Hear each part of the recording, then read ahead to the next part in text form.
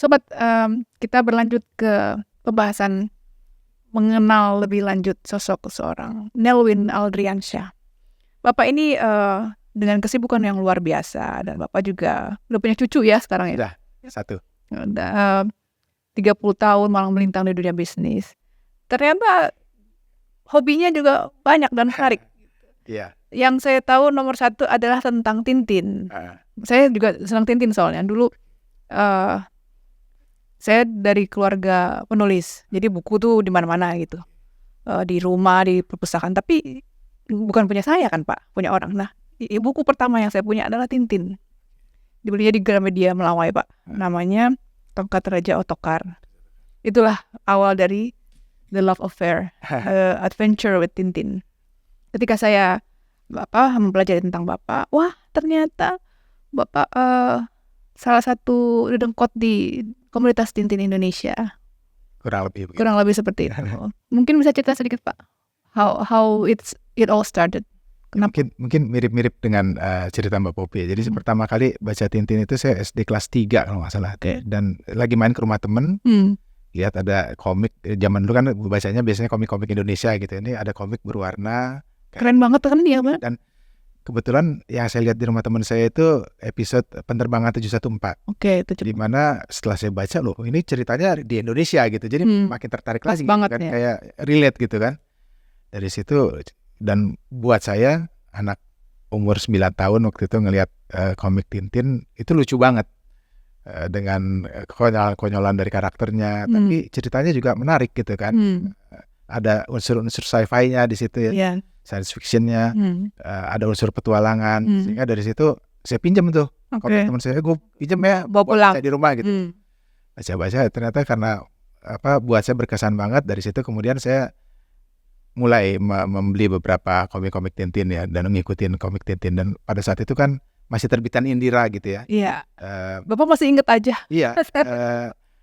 Menurut saya itu penerjemahnya tuh jenius gitu, karena dia bukan hanya menerjemahkan secara letterluck gitu, tapi dia menyesuaikan dengan jiwanya juga ikut mungkin istilah-istilah yang ada di Indonesia gitu. Jadi terjemahannya mungkin kalau diterjemahin secara harfiah jadi kaku, tapi kalau dia menggunakan berbagai istilah gaul pada saat itu, jadi rasanya happening banget gitu ya, kayak obrolan anak-anak zaman saat itu. Jadi dari situlah saya mulai tertarik. Tapi ya pada saat itu saya nggak sadar bahwa cerita Tintin meskipun fiksi, dia banyak mengambil setting, lokasi, tempat yang beneran ada di dunia. Itu saya baru sadari beberapa tahun kemudian gitu. Jadi setelah saya kemudian SMA, kuliah ya, bacanya udah berubah lagi, nggak baca komik gitu kan. Jadi saya sempat nggak ngikutin Tintin selama beberapa lama, sampai kemudian mungkin tahun-tahun 2000-an awal saat anak saya masih kecil, Gramedia menerbitkan lagi tuh. Ya, jadi saya beli untuk anak saya tadinya gitu. Oh malah gitu. Supaya anak saya ikut baca Tintin. Terus kemudian saya sambil bacain anak gitu ya, baca-baca lagi, baru kemudian sadar gitu ya, setelah saya banyak traveling ke sana kesini, kok kayaknya gambar-gambar di komik Tintin ini banyak yang beneran ada gitu. Real life. Disitulah saya mulai penasaran, dan kebetulan tahun 2005 saya dapat tugas kantor 2006 ke India, ke New Delhi. Ini 20 tahun lalu sekitarnya. Ya, 18 tahun lalu lah. 2006 ke New Delhi. Selesai tugas kantor, ada city tournya kan. Dibawa ke beberapa tempat, salah satunya ada tempat namanya Kutub Minar. Begitu saya lihat menaranya gitu, wah ini pasti yang saya lihat di komik Tintin gitu kan. Karena saya coba foto, dan kemudian saat itu kan mungkin internet belum ada di HP ya, tahun 2006. Baru saya ngecek setelah sampai Jakarta, benar ternyata ada di komik Tintin. Yang mana itu? Yang Tintin di Tibet. Ceritanya Tintin di Tibet itu kan transit di New Delhi, sebelum dia menuju Kathmandu. Udah pada saat itu begitu aja. Saya foto, bandingin, oh benar ternyata. Tapi waktu itu kan karena baru cuma satu foto ya. Kemudian dalam beberapa traveling berikutnya, terutama kalau kita ke Eropa, itu banyak sekali landmark ataupun gambar-gambar yang ada di komik Tintin yang digambar berdasarkan tempat yang ada aslinya. luar biasanya lagi kalau di Eropa itu kan mereka bangunan-bangunan itu biasanya dirawat, di-preserve ya. Jadi apa yang digambar oleh RJ di tahun 30-an, 40-an, tahun Masih 50-an, sama. sampai sekarang kondisinya masih relatif sama, mudah dikenali. Bapak foto semua tuh berarti. Jadi dari situlah kemudian saya mulai lucu juga nih kalau saya foto terus dibandingin dengan panel komiknya, lama-lama dikumpulin dari berbagai lokasi, udah ada belasan puluhan gitu kan tempat yang saya datengin. Iseng waktu itu saya publikasikan di Facebook saya sama di komunitas Tintin, ternyata banyak yang suka gitu kan, sehingga foto-foto saya tuh di-share sampai suatu saat di-share oleh satu akun media sosial dari Sri Lanka. Dia dapatnya juga dari mana nggak tahu gitu, di-share puluhan foto saya itu dan boleh dibilang viral gitu ya, puluhan ribu di-share orang lain, sampai kemudian saya dikontak oleh banyak orang yang pengen nanya-nanya mengenai lokasi ini di mana, sampai media. Jadi waktu itu juga beberapa media kontak saya karena mungkin mereka melihat ini hobi yang unik gitu kan. Dan banyak orang yang nggak sadar juga seperti saya bahwa apa yang digambarkan di komik Tintin itu ternyata ada beneran. Bukan hanya kalau kayak Eiffel Tower semua orang tahu lah gitu ya. Tapi kadang-kadang ada satu ruangan di dalam suatu rumah ataupun di suatu sudut taman yang mungkin orang pikir itu imajinasi si penulisnya aja, tapi ternyata beneran ada. Dan itu sehingga bikin orang banyak mencari rujukan. Oh, ini ada di mana? Nah, dari situlah kemudian berkomunikasi dengan berbagai teman-teman, sehingga akhirnya saya banyak mendapatkan informasi. Oh, kalau kamu negara ini ada ini, di komik yang ini ada di mana gitu. Di situ membuat rasa penasaran saya makin tinggi, sehingga kemudian ya boleh jadi obsesi enggak? Ya lumayan terobsesi untuk mendatangi dan mencari tahu tempat-tempat yang ada di komik Tintin. Sampai sekarang boleh dibilang belum selesai. Terakhir kemana? Terakhir kalau yang terkait dengan Tintin, saya bulan Oktober tahun lalu ke Tibet. Oh, ke Tibet. Itu kan salah satu episode Tintin in Tibet kan. Iya. Nah, ini yang si Chang itu ya, Pak? Betul. Dia mencari sahabatnya Chang itu sampai ke Himalaya. Dapat apa Bapak di sana? Nah, maksudnya dapat beberapa lokasi yang ada di komik Tintin ya. Yang mana tuh? Ada Potala namanya, kayak monastery di Tibet gitu ya. Itu ada di komik Tintin. Terus ketemu dengan hewan yak yang ya ampun, ya. Makan sialnya Tintin kalau di komik itu, sehingga Tintin kayak tercekik gitu ya. Yeti nggak ketemu tapi kan? Yeti saya enggak gitu. Nah, dari foto-foto itu kemudian saya sandingkan dengan apa yang di komik ya, itu kemudian saya share gitu fotonya. Itu yang mungkin membuat Bapak jadi terkenal ya. Orang banyak dan yang luar biasa, saya juga nggak tahu gitu ya, bahwa foto-foto saya itu akhirnya sampai dimuat di salah satu buku yang diterbitkan di Spanyol tahun 2023 lalu. Saya sampai bulan Mei lalu nggak tahu. Jadi kebetulan ada teman dari Spanyol, dia liburan ke Jogja dan Bali. Dia bilang, saya bawain deh buku yang ada kamu. Saya bilang, buku apaan kok ada saya? Iya, foto-foto kamu yang dulu rame di Facebook itu dipublikasikan jadi buku di Spanyol. Nanti saya bisa tunjukin bukunya. Jadi ketemuan lah saya sama teman Juan namanya dari Spanyol. Dia kasih buku ke saya, ternyata beneran foto-foto saya itu dimuat menjadi bagian dari buku yang diterbitkan di Spanyol. Tintin kan ada 24 episode ya Pak. Bapak pasti bukunya punya semua dong? Ya, ada. Yang mana yang jadi favorit, ada nggak? Ya, karena saya pertama kali baca itu adalah penerbangan 714. Kalau bahasa Inggrisnya Flight 714 to Sydney gitu ya. Itu yang jadi favorit saya, nomor 1. Karena itu yang pertama saya baca, kedua lokasinya di Indonesia gitu ya, sehingga attach lah ke episode tersebut. Kalau yang kedua buat saya Tintin in Tibet, karena beda dengan Tintin yang lainnya kan. Kalau di episode lainnya itu Tintin selalu ketemu orang jahat, ketemu penjahat, memecahkan misteri gitu, membongkar sindikat uang palsu lah, sindikat misalnya minuman keras gitu. Di Tintin in Tibet itu nggak ada penjahatnya. Itu episode yang menceritakan persahabatan, kesetiakawanan. Itu nilai-nilai humanisnya banyak sekali di komik tersebut, dan juga membuat banyak prasangka orang terhadap hal-hal tertentu itu juga berubah. Digambarkan selama ini kan orang legenda Yeti itu makhluk jahat gitu. Ternyata di komik itu enggak gitu kan. Jadi sisi lain dari berbagai tales ataupun berbagai folklore yang ada itu diceritakan dengan versi lain oleh RJ, dan itu membuat saya sangat terkesan dengan episode tersebut. Oke, Tintin ya memang sangat filosofis ya. Buat saya it's a well-rounded semuanya ada di situ. Adventure-nya, humornya, karakternya semuanya dan beragam juga gitu ya kan. Tokoh yang paling Bapak suka siapa selain Tintin? Ya, otomatis Kapten Haddock ya. Kapten Haddock. Karena dia kan salah satu tokoh sentral dan Nggak suka Thompson and Thompson. kalau menurut saya Haddock itu juga setia kawannya luar biasa gitu ya. Apalagi di episode Tintin in Tibet itu pada saat Tintin memutuskan untuk sendirian meneruskan pencarian Chang itu, Haddock tadinya udah ninggalin dia, tapi akhirnya dia menyusul Tintin gitu ya. Bahkan Bapak ingat dia di luar kepala ya. So every single story you karena sering dibaca ulang gitu kan. Bahkan dia sempat bilang ke Tintin biar waktu mereka tersangkut tali di tebing itu, dia sudah mau memotong supaya Tintin bisa selamat. Nggak apa-apa deh saya mati, yang penting selamat gitu. Kesetiakawanan luar biasa nilai-nilainya kalau menurut saya. Jadi ternyata hatinya Hello Kitty juga ya sikap. Kalau istilah anak zaman dulu mungkin tampang Rembo, hati Rinto. Iya. Ini juga kita to the moon ini, ke bulan ini juga menarik nih, ya kan?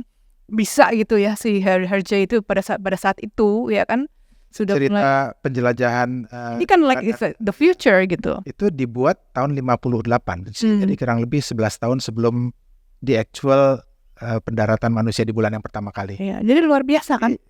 Memang pada saat itu sudah ada ya misi-misi untuk mengirimkan manusia ke luar angkasa. Kemudian si RJ menangkap fenomena tersebut dan dia menceritakan sudah terlaksana perjalanan ke bulan tersebut ya. Semuanya detailnya juga Pak. Jadi bukan hanya storytellingnya tapi detailnya juga. Dan ini jadi salah satu ikon dari Tintin ya, roketnya ya, spaceshipnya. Kalau Mbak Poppy ke airport di Brussels, di tengah-tengah airportnya itu di ada ini. Terminalnya ada dibuat ini. Bapak sudah pernah ke sana? Saya kan belum pernah rumahnya Brussels. Kalau RJ saya ke rumah Tintin itu dia ada di Prancis. Oh, di Prancis. Marlin Spike yang menjadi rumahnya Kapten Haddock. Jadi ternyata bukan di Inggris itu? Bukan. Oh. Itu mengambil dari model yang ada namanya Chateau de Cheverny. Kotanya Cheverny kurang lebih 2 jam dari Paris, tapi sedikit dimodified oleh RJ. Dan sekarang di Chateau de Cheverny itu depannya ada museum Tintin. Malah di situ jadi pusatnya? Ya, dibangun oleh pemilik keluarga Chateau tersebut karena mereka menyadari banyak orang datang ke sana karena Tintin. Ini dibikinin museum Tintin. Itu tanah kelahiran Hergé? Enggak. Bukan? Dia cuma ngambil. Kalau RJ sendiri kan orang Belgia kan? Belgia. Jadi itu karena Marlin Spike-nya. Ya, dia cuma nyari-nyari kira-kira bangunan apa yang bagus gitu untuk digambar. Inspirasinya dari situ ternyata. Ternyata dapat foto dari Chateau de Cheverny tersebut. Itu digunakan. Oke. Di sini Bapak lihat nggak? Kita kan toko buku udah nggak ada ya Pak ya, maksudnya sudah makin berkurang sekarang. Kalau dari digital book kayaknya nggak asik ya. Maksudnya beda ininya, sensasinya ya. Mungkin dari komunitas ya lebih banyak ininya ya, andilnya. Ya, kalau saya ngelihat sih sebetulnya beberapa toko buku yang besar kan untuk Gunung Agung memang sudah tutup ya. Tapi kayak jaringan Gramedia kan masih ada. Beberapa toko buku asing seperti Kinokuniya juga masih ada. Jadi saya lihat mereka masih menjual komik. Masih jual. Yang versi Indonesia di Gramedia, kalau versi Inggrisnya kayak di Kino itu ada. Jadi buat karena sayang sekali kalau yang mau melengkapi koleksinya yang hilang atau untuk punya lagi biasanya masih bisa ya. Masih bisa. Dan yang mungkin juga menarik sekarang ini kan banyak sekali sentra-sentra buku bekas ya. Ada di Blok M Square, ada di ITC, ada di kawasan Pasar Senen. Itu hampir semua kios-kios itu menjual buku-buku bekas Tintin. Jadi ada ya. Rajin hunting di sentra-sentra atau toko buku bekas tersebut bisa dapat. Pasti dapat ya. Mau cetakan pertama, mau yang cetakan baru-baru itu masih ada yang jual. Anak Bapak juga baca Tintin dong semuanya? Iya, tapi mereka baca karena saya beliin waktu kecil gitu. Tapi mungkin karena beda generasi ya, mereka nggak terlalu attach dengan Tintin. Mereka lebih suka komik-komik manga atau komik generasi sekarang. Sama lah ya. Kalau komunitas bagaimana? Bapak termasuk punggawa di situ? Ya. Seberapa besar kita di penggemar Tintin di Indonesia yang masuk di komunitas? Kalau yang besar itu komunitasnya di Facebook ya. Kita ada Facebook, komunitas Tintin Indonesia. Anggotanya terakhir kali saya cek itu sekitar 6.000-an orang. 6.000 orang. Ya, dan di situ macam-macam. Ada yang orang sekedar senang baca aja, ada yang koleksi figurin, ada yang koleksi mobil, ada yang koleksi misalnya komik seri cetakan pertama, ada yang dia fokus di satu episode tapi mencari dari semua bahasa. Jadi punya mungkin 30-40 komik untuk episode tersebut dari berbagai bahasa. Jadi unik orang-orangnya. Ada juga yang bikin dia mungkin karena seniman gitu ya, dia bikin berbagai craft gitu ya, replika-replika adegan-adegan di komik Tintin dia buatkan gitu ya, ininya dioramanya gitu. Ada yang seperti itu. Ya, awalnya dia hobi, tapi karena kemudian teman-teman komunitas ngeliat ini bagus, lucu, akhirnya bisa jadi bisnis juga. Kalau nggak salah ada Tintin Jawa juga kan, segala macam dibikinin. Ada kegiatan nggak komunitas ini? Ya, kita sering bikin selain diskusi-diskusi ya, ataupun misalnya dengan Perpustakaan Nasional. Kita pernah juga misalnya ada diskusi dengan Kedutaan Besar Belgia. Sama mereka juga. Terus karena kebetulan juga salah satu lokasi yang ada di komik Tintin itu penerbangan 714 kan Bandara Kemayoran. Iya. Dan Menara Kemayoran itu masih ada sampai sekarang. Masih ada. Bandaranya sudah nggak ada, tapi ex Menara ATC Kemayoran itu sampai sekarang masih ada di bawah klub pengelolaan Setnek. Jadi kita beberapa kali bikin acara ke sana bersih-bersih karena kan sekarang di hutan kota tuh ya. Hutan kota Kemayoran sama Duta Besar Belgia, pernah dengan Setnek kita bikin acara di sana. Dan yang mungkin juga lumayan intensif waktu zaman Covid itu. Covid itu kan kita nggak bisa kemana-mana ya. Akhirnya kita bikin webinar melalui platform Zoom waktu itu, membahas berbagai fenomena Tintin yang mulai dari fashionnya, hewan-hewan yang ada di komik Tintin misalnya, atau topik tertentu seperti Tintin di Tibet. Itu sampai 24 episode. Kalau mau dicari rekaman-rekamannya masih ada semua di YouTube. Dan rata-rata kita setiap bikin itu yang ikut itu dari berbagai kota di Indonesia, nggak cuma dari Jakarta ya. Bahkan ada beberapa peserta dari luar negeri. Bisa sampai 100-an orang setiap kali kita bikin webinar. Itu mungkin salah satu periode teraktif KTI pada saat justru terjadi pada saat COVID ya. Tapi di luar kegiatan-kegiatan tersebut ya kita sering juga kumpul-kumpul kongko-kongko beberapa anggota sambil ngopi atau sambil goes gitu. Dari selain dari hiburannya, apa yang paling berkesan dari tokoh Tintin ini menurut Bapak?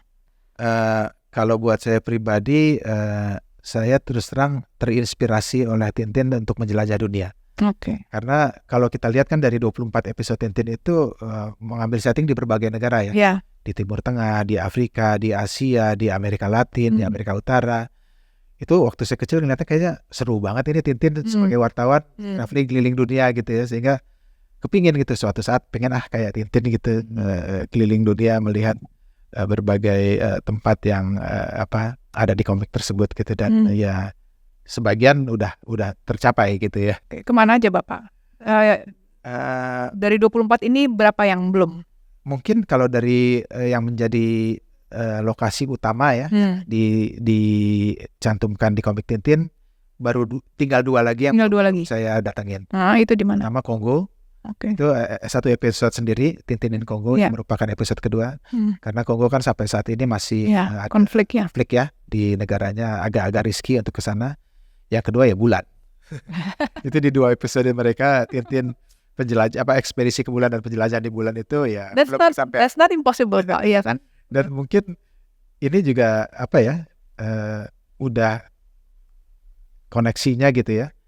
Kalau mungkin belum banyak juga teman-teman saya banyak yang nggak tahu bahwa ayah saya memberikan nama saya itu atas peristiwa pendaratan manusia di bulan. Jadi kan astronot itu Neil Armstrong dan Edwin Aldrin. Jadi oleh ayah saya kedua nama astronot tersebut, Neil dan Edwin, digabung jadi Nelwin.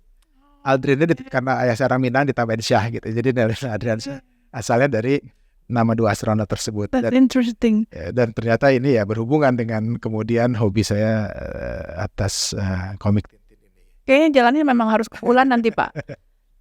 Mudah-mudahan mungkin dengan roketnya Elon Musk ataupun Virgin Atlantic itu.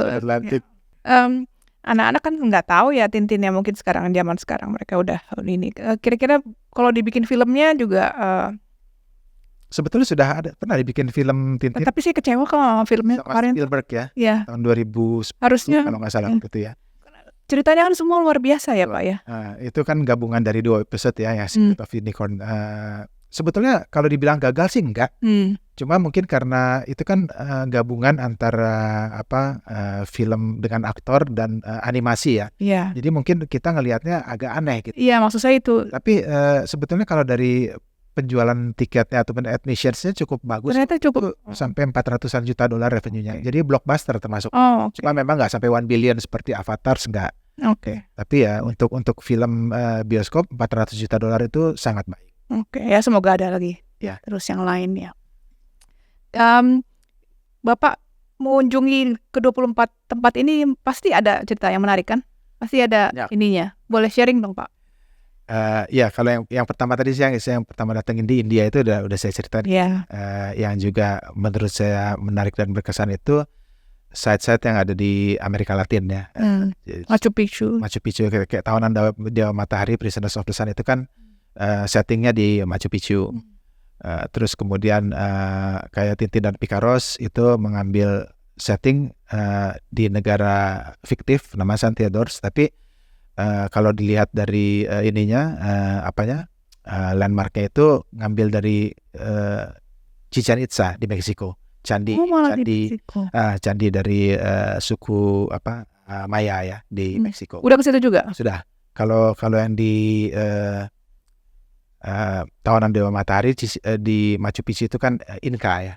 Tapi kalau yang di Meksiko ini Mayan culture. Jadi beda. Saya kebetulan juga senang gitu melihat sejarah-sejarah masa lalu, peradaban-peradaban masa lalu. Jadi selain terinspirasi dari Tintin, kunjungan-kunjungan ke tempat-tempat Tintin itu juga membuat saya jadi banyak tahu mengenai gimana kayanya budaya ribuan tahun lalu gitu ya, yang mungkin nggak kepikiran bagi kita.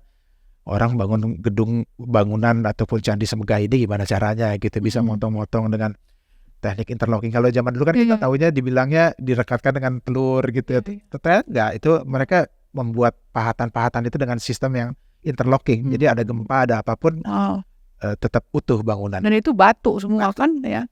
Yang mengagumkan juga, meskipun berjarak ribuan kilometer, ternyata banyak kesamaan kalau kita perhatikan ya. Candi-candi yang ada di Indonesia misalnya dengan yang ada di Amerika Latin, dengan misalnya di Middle East, seperti piramid, tekniknya itu mirip-mirip gitu. Mirip-mirip ternyata. Dengan yang di Inggris Stonehenge gitu ya. Jadi bagaimana cara mereka berkomunikasi ribuan tahun lalu, ratusan tahun lalu, dengan menggunakan teknologi yang mirip dalam membangun candi-candi itu sampai sekarang masih misteri ya. Base gitu ya. Gimana caranya orang zaman dulu gitu. Kita nggak punya handphone. Kalau zaman dulu orang yang nggak bisa tahu jawabannya, paling gampang jawab dibikin alien gitu kan. Tapi ternyata kalau dilihat lagi dengan teknologinya itu bisa dibuat oleh manusia zaman dulu. Is that why you call yourself a time traveler? Salah satunya. Apa itunya? Kenapa? Ya seperti saya bilang, saya menggemari kebudayaan masa lalu. Saya juga di Jakarta ini ada satu namanya komunitas Goes Heritage. Jadi kita bersepeda ke terutama bangunan-bangunan heritage kolonial zaman Belanda. Di situ ya kita bisa selain mengagumi keawetan dan keindahan bangunan-bangunan yang ada, kita bisa jadi tahu sejarah-sejarahnya dulu, kenapa ini dibangun, oleh siapa, konsepnya seperti apa. Dan saya sering membayangkan kalau saya hidup di masa lalu gitu ya, seperti apa. Sebelah gedung kita ini kan gereja Immanuel juga usianya udah 100 tahun lebih.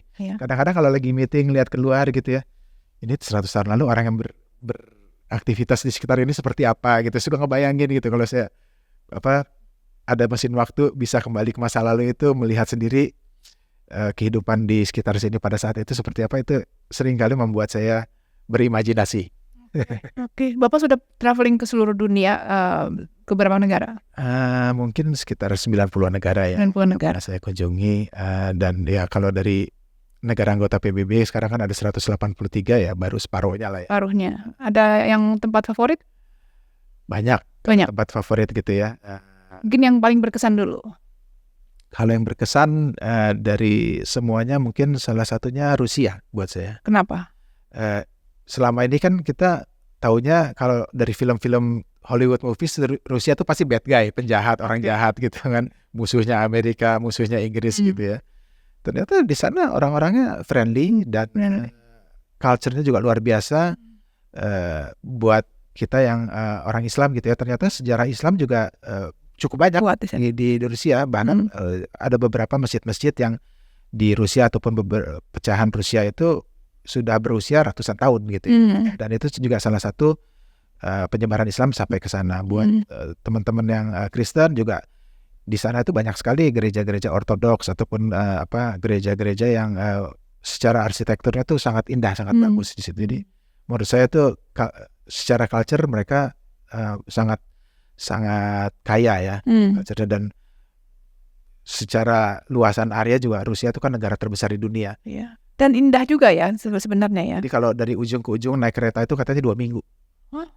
Ada namanya Trans-Siberian Train ya. Rutenya. Bapak udah pernah? Belum pernah. You should try kali. Itu kalau dari Moskow sampai ke ujung Rusia yang dekat Jepang 2 minggu katanya keretanya. Dulu salah satu film favorit saya itu Pak Dr. Zhivago itu. Ya. Itu kalau udah masuk Siberia meskipun musim panas ya salju semua Bu. Jadi itu mungkin salah satu bucket list yang belum saya kesampaian. Oke. Semua difoto kan, dipublish kan. Bapak punya sosmed kan? Ada. Oke, nanti kita lihat ya, kita intip-intip ya, hebat ya. Dan yang Tintin juga diposting situ. Ya. Hanya di Facebook. Saya juga kebetulan karena saya senang travel dan supaya tujuannya sih tadinya supaya nggak lupa ya. Udah pernah jalan kemana aja, kalau misalnya ke negara ini dulu apa aja dikunjungin, saya bikin catatan perjalanannya itu saya upload jadi blog. Jadi ada blog yang sebetulnya tujuannya sih untuk sebagai arsip perjalanan gitu. Tapi ternyata dibaca banyak orang juga. Ya pastilah, ya kan mereka terinspirasi dari kita mesti kesini nih gitu. Generasi penerus juga pasti kayak anak cucu pasti juga Ya anak saya karena dari kecil udah sering diajak jalan ya udah kayak saya gitu. Jadi kalau ada libur sedikit pasti maunya jalan gitu kan. Dan mereka juga terutama yang laki ya untuk exploring negara-negara yang boleh dibilang bukan populer country gitu ya. Semangat itu ya. Sebenarnya jauh lebih menyenangkan ya Pak ya, all the surprises dan nice ya. Kalau Indonesia bagaimana? Indonesia buat saya juga sangat luar biasa ya, keindahan alamnya dan udah lengkap belum semua provinsi. Sekarang kan provinsi nambah terus ya. Kemarin Papua jadi 6 gitu. Jadi sekarang kalau nggak salah kita sudah ada 38 provinsi apa ya. Mungkin saya baru yang belum datang mungkin ada 8 provinsi lagi. Mungkin juga lebih karena pekerjaan kali ya mengunjungi. Oke. Selanjutnya Bapak itu pendiri Kiss Army. Itu adalah komunitas atau sebuah wadah dari penggemar band Kiss. Betul. Pasti sobat tahu lah. Gene Simmons, Paul Stanley, Ace Frehley sama Peter Criss ya. Itu loh yang pakai makeup, ada yang Cat, ada yang Star. 2 lagi saya lupa. Spaceman sama Demon. Oke, sama Demon. Demon sih Gene Simmons ya. Saya anak metal juga dulu waktu SMA, anak 90 biasa. Tapi saya Kiss itu hanya band yang saya suka. Ternyata lagunya banyak lagi yang lain. Dan ternyata di Indonesia banyak sekali penggemarnya. Gitu. Cukup banyak. Banyak ya. Maksudnya sampai sekarang tuh masih itu loh. Saya mulai mengenal Kiss itu waktu saya kelas 5 SD itu, tahun-tahun 81 ya. Jadi dari ngobrol-ngobrol sama teman, dulunya kan lebih kenal band Queen, The Police itu lebih, karena dulu banyak diputar di radio kan. Terus teman saya bilang, wah ada band keren juga nih, namanya Kiss. Begitu saya lihat, tadinya saya nggak begitu kenalin gitu kan.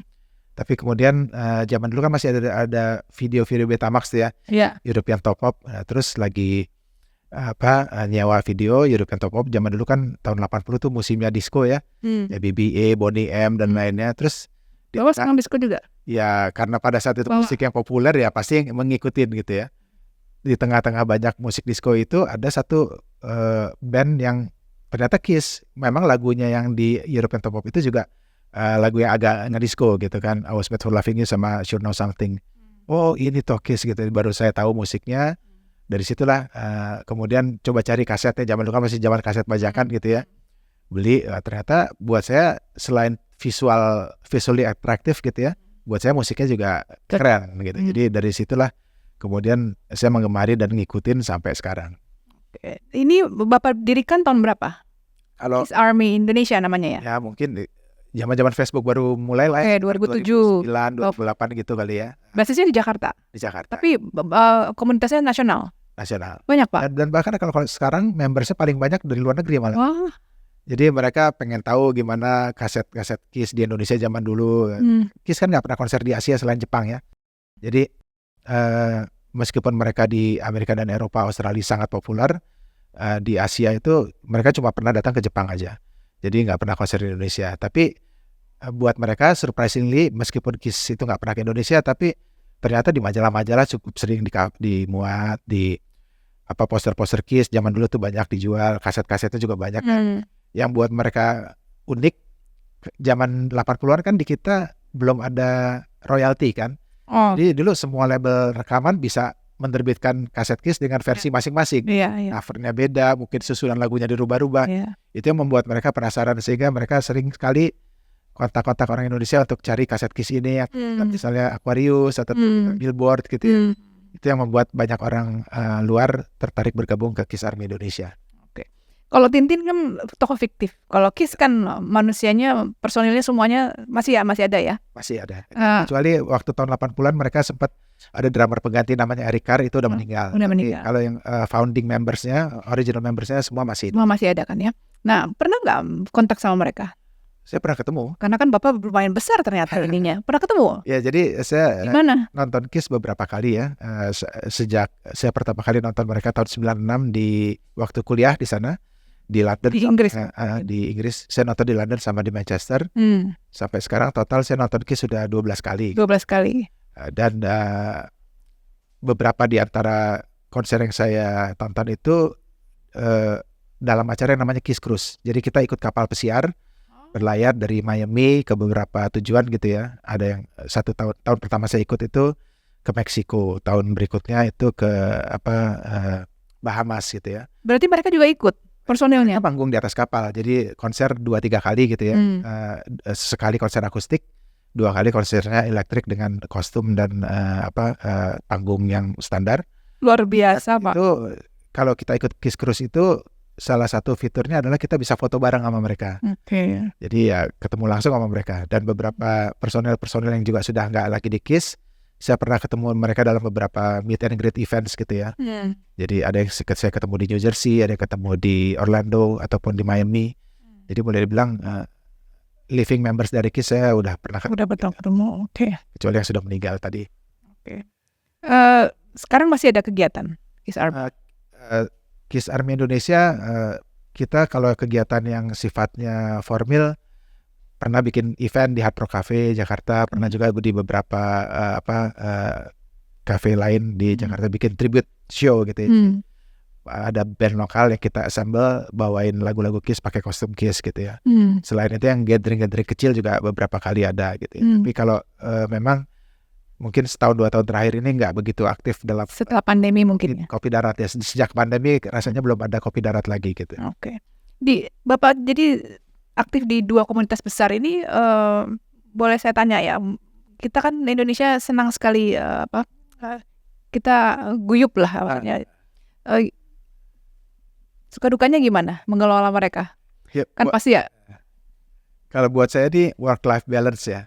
Kan Senin sampai Jumat kita kerja di kantor, ya, berkarir, tentunya harus fokus pada pekerjaan. Tapi pada saat-saat santai di weekend kita punya waktu mungkin yang lebih banyak ya. Buat saya ini kesempatan untuk explore the other side gitu kan. Jadi yang sifatnya hobi, traveling ataupun musik itu biasanya saya lakukan di akhir pekan.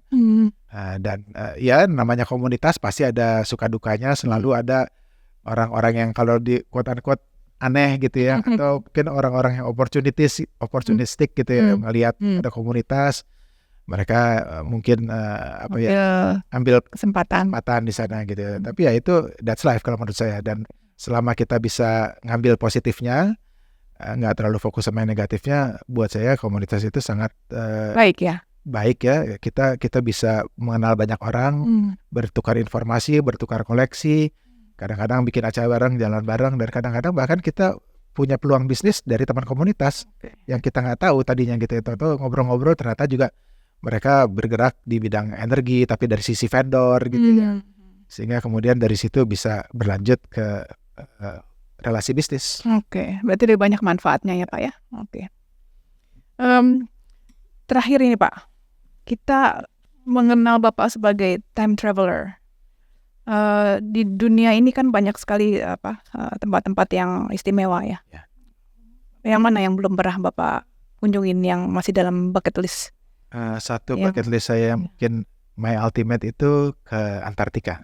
Antartika, kenapa Pak? Ya, itu kan kalau Daya tariknya apa? Kenapa Bapak? kan di dunia ada 7 benua gitu ya. Oke. Yang 6 sudah saya kunjungi, benua ke-7 itu Antartika belum gitu. Memang ada beberapa kayak cruise lines yang mereka ekspedisi ke Antartika tapi nggak turun, cuma melewati aja 2-3 hari muter-muter di Antartika. Saya justru pinginnya tuh yang model-model ekspedisi yang ikut-ikut Oh, oke. rombongan researcher, Ya, cuma mungkin kayak Rainbow Warrior kayak gitu. itu yang saya pengen. Jadi kita benar-benar turun ke sana dan melihat langsung dari permukaan, bukan hanya dari atas kapal. Ya, cuma memang pertama itu akan makan waktu lama, Iya. ekspedisi gitu. Bapak udah riset ke sana berapa lama? Saya bahkan udah ikut salah satu komunitasnya itu ya, Antarctic Explorer itu. Berapa lama kalau kita Paling kurang itu di Antartikanya aja 2 minggu. 2 minggu? Jadi dengan perjalanan menuju Argentinanya dan lain-lain itu kita paling nggak perlu menyisihkan waktu 3 minggu. Oh, mana lewat Argentina ya? Lewat Argentina. Bukan yang lebih dekat lewat Australia? Enggak, lewat Argentina. Jarak-jarak, oh gitu. Lewat Argentina, Ushuaia nama lokasi. Sure ya. Dan yang kedua, cost-nya sangat mahal. Jadi ya mesti persiapan matang lah untuk ke sana. Selain mesti cuti panjang dan mesti prepare budgetnya juga cukup besar. Oke. Bapak kalau traveling lebih seneng by land atau by train atau nggak ada bedanya?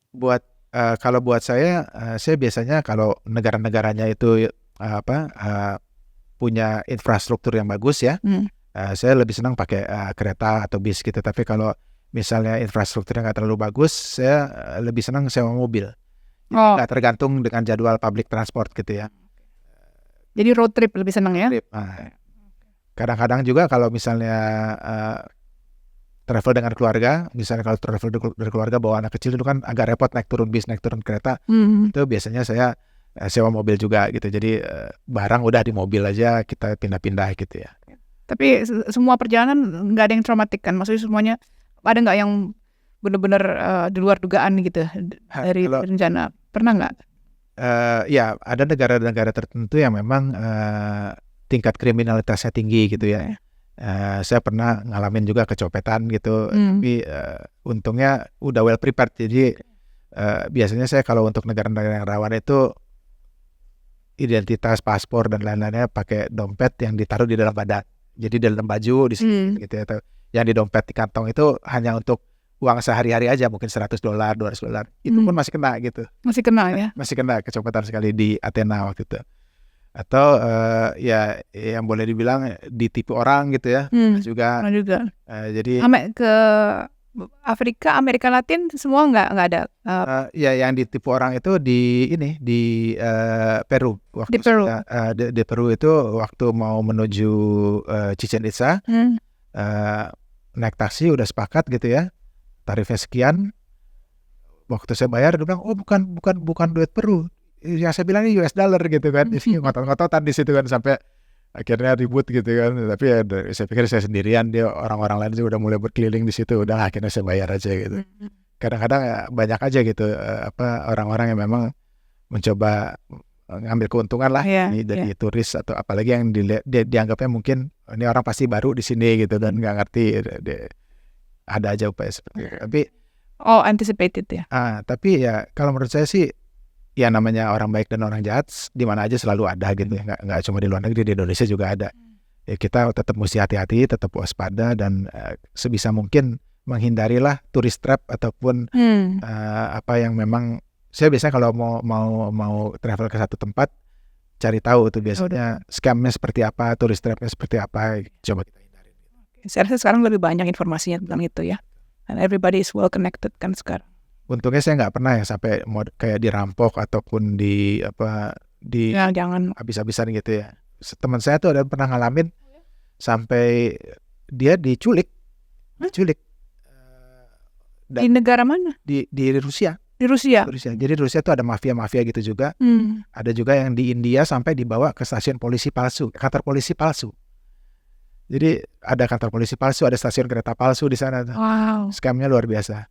Ini di India. Di India. Ya, tapi ini juga salah satu gunanya komunitas mungkin ya. Sharing pengalaman, jangan sini, jangan begini gitu ya. Selain Kiss, tadi ada juga Queen.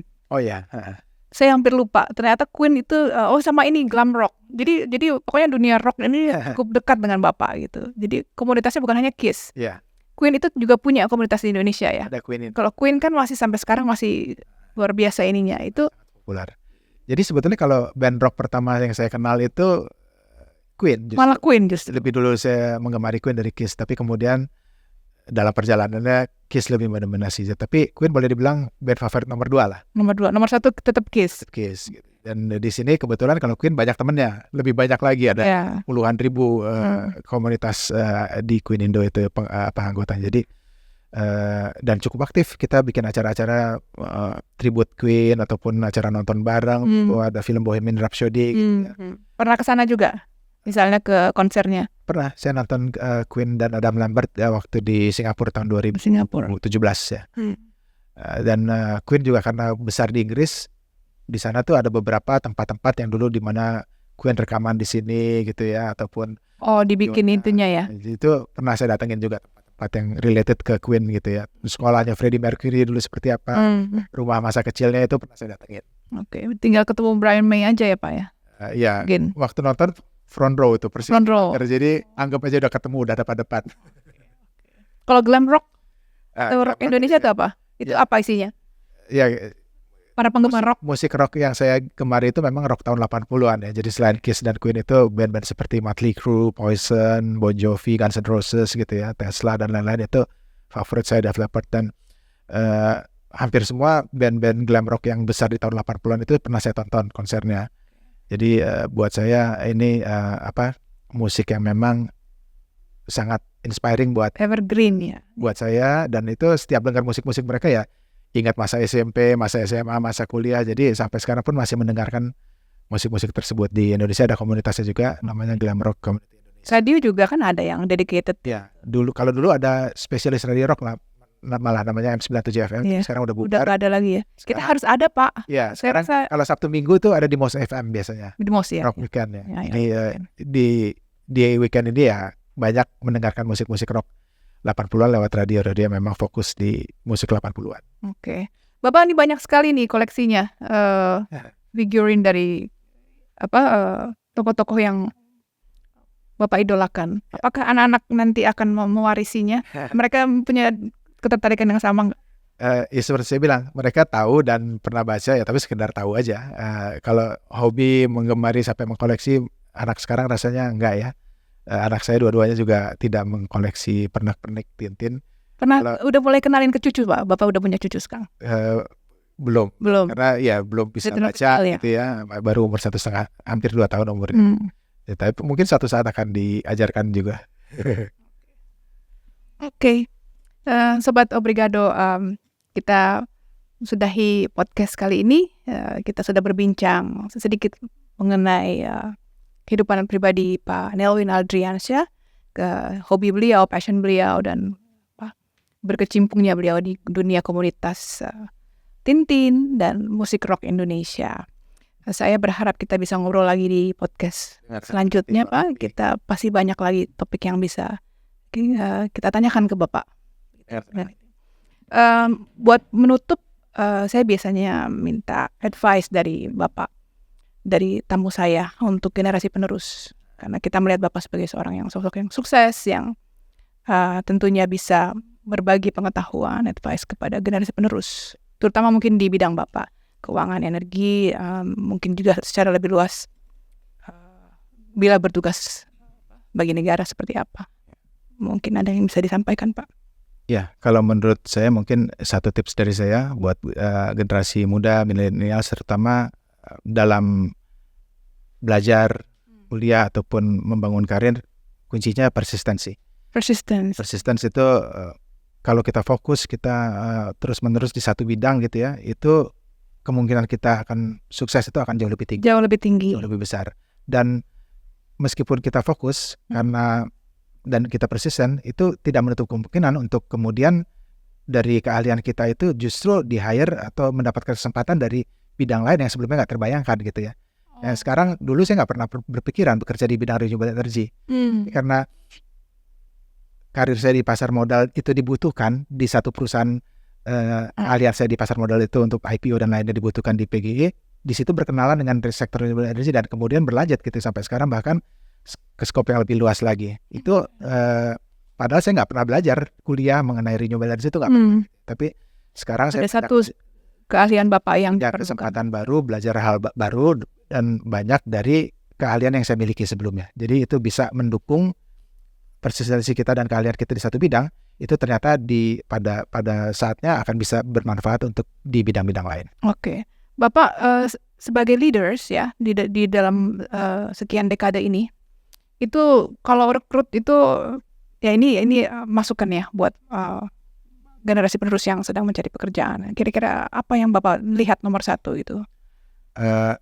Saya termasuk orang yang nggak terlalu ngelihat kinerja akademis ya. Jadi buat saya GPA atau IPK itu nomor 2 gitu ya. Saya lebih melihat kemampuan seseorang itu dalam berkomunikasi, kemudian ambitions dia seperti apa, dan problem solving itu biasanya yang sebanyak saya tanyakan. Karena banyak orang yang lebih street smart ya dibandingkan academic smart. Dan ini pada pekerjaan-pekerjaan tertentu ternyata street smart lebih kepake, bisa lebih kepake dibandingkan academically smart gitu ya.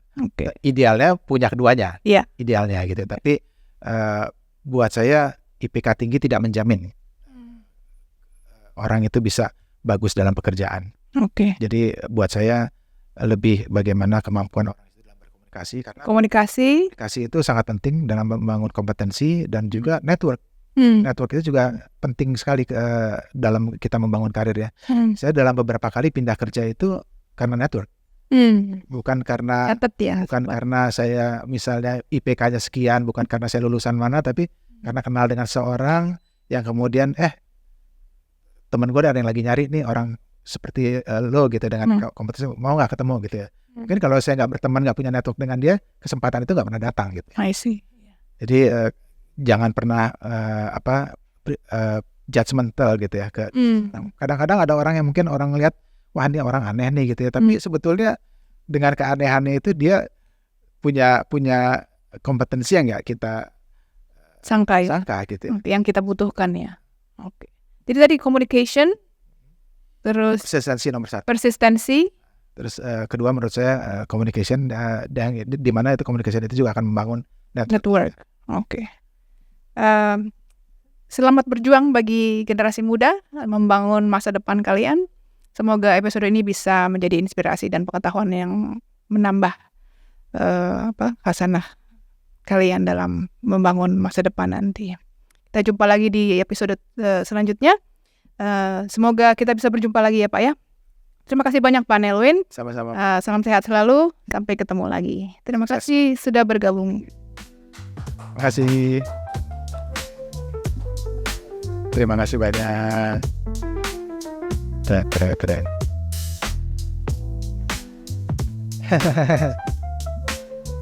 Terima kasih banyak.